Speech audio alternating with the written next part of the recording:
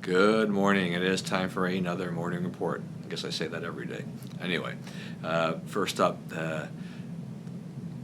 President meeting with the Pope today, and as far as we can tell, there's some news reports coming out of that. It seems to be a friendly meeting. It'll be, I'll call it cordial at best. These two individuals will probably never be best friends, at least not while the president is in office. They have very different viewpoints about social and political issues. The Pope has come under a lot of criticism since he came into office for a more liberal viewpoint than previous popes. And he has held to those lines. He has tried to be a champion of the people and the downtrodden, etc., and has not. And other popes have they've been concerned about the poor, but Pope Francis has gone probably far beyond anything any recent pope has done in the political arena. The Pope and the President don't necessarily see eye to eye, but it was a cordial visit based on what we can see so far. And this falls on the heels of what I think has been a pretty successful Mideast visit. So he's having a pretty good first initial overseas trip.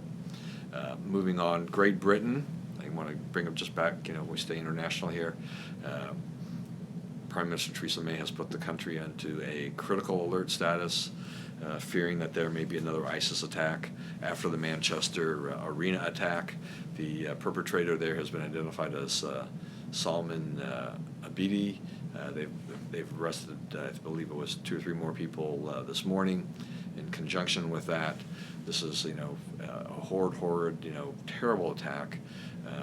There is no such thing as a good terrorist attack, but this one was one of the worst in the sense that it targeted young people, children and teens.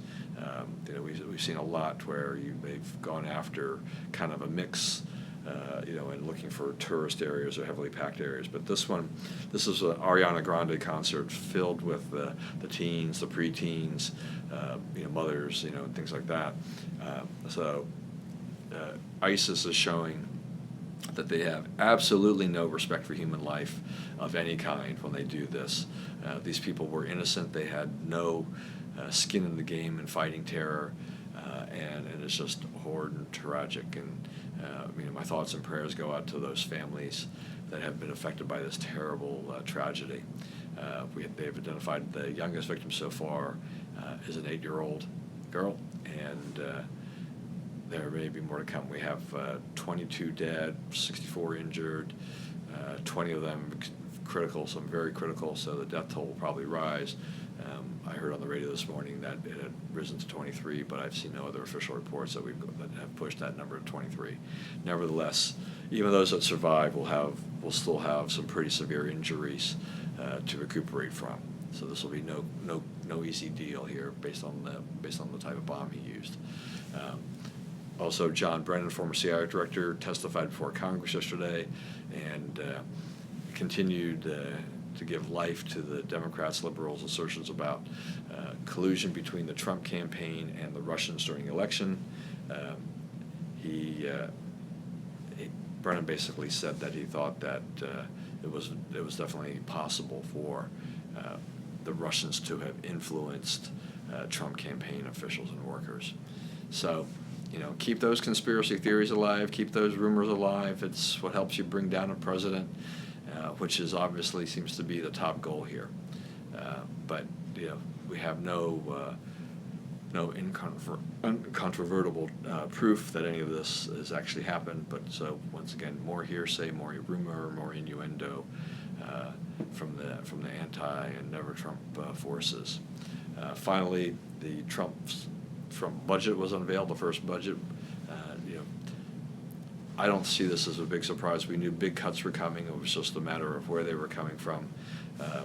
Obviously, liberals never are happy with Republican budgets, and this is called a new foundation for American greatness, and it takes a big whack at Medicare, Medicaid funding, non-defense spending, and SSDI. Look at the fraud and abuse, and I think you can cut right just from trying to eliminate that. You can make some pretty big cuts. We'll see how that goes. These are just the first go round of numbers. If in reality, if you think about it, very little of this will actually come to fruition. I think they will be better off. They go big with the numbers and then try to get something. If they can extract 5%, 10% savings this year, that will be something they can then take the figure for the next year and then work that for the following year. So if you could cut the budget 5 to 10% a year, you would have a pretty significant cut by the time year 4 rolls around in your presidency. And if President Trump gets a chance to serve 8 years, it could have a huge effect on shifting the burden of a lot of this welfare spending to the states, and let them decide how they want to spend the money for, say, Medicare and things like that. All right, that's about it for right now. Join us this morning for the Bias Buzz podcast at 10:30. We're not broadcasting live on YouTube with that. That'll be an edited version will appear on YouTube probably tomorrow. Check out Jerry Cave's podcast that he did on Monday, and you'll be informed of that. That should already be up and running. And otherwise, we will see then. You want to watch it live, you'll have to watch it on Facebook Live or on Twitter via Periscope. So thanks a lot. Have a great day. We will see you at 10:30, or maybe just see you tomorrow.